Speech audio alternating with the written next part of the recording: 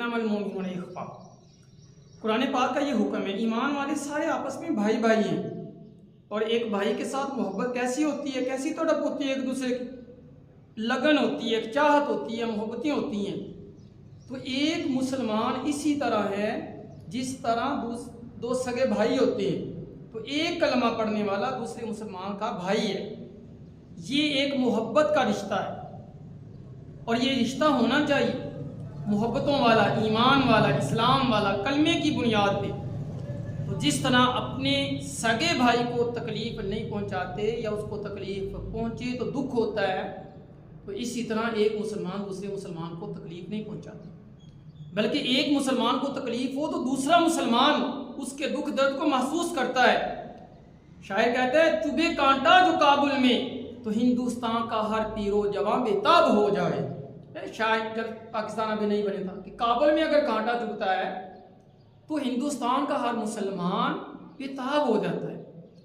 तो हम सारे मुसलमान हैं, पंजाबी, सिंधी, दीगर मामला बाद के हैं।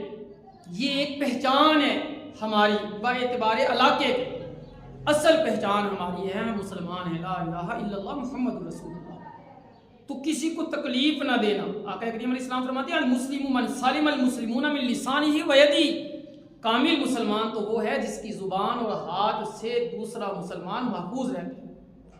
तो पहले किसका जिक्र किया, मुस्लिम मन सालिम अल मुस्लिमूना मिन लिसानी, जुबान से किसी को तकलीफ नहीं देनी, इस जुबान का अच्छा इस्तेमाल करना है।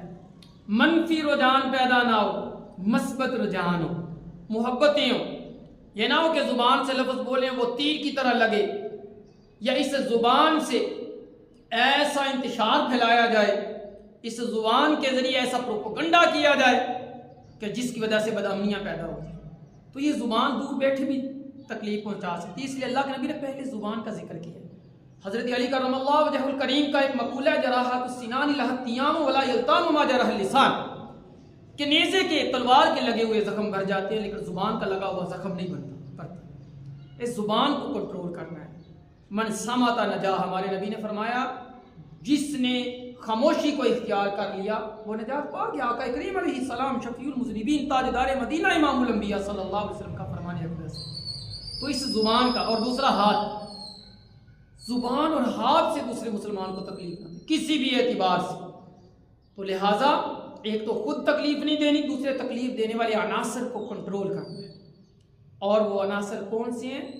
जो इस्लाम के खिलाफ प्रोपेगेंडा करते हैं, मुसलमानों के खिलाफ, उलमा के खिलाफ, मसाजिद और मदारिस के खिलाफ, और एक दूसरे के खिलाफ।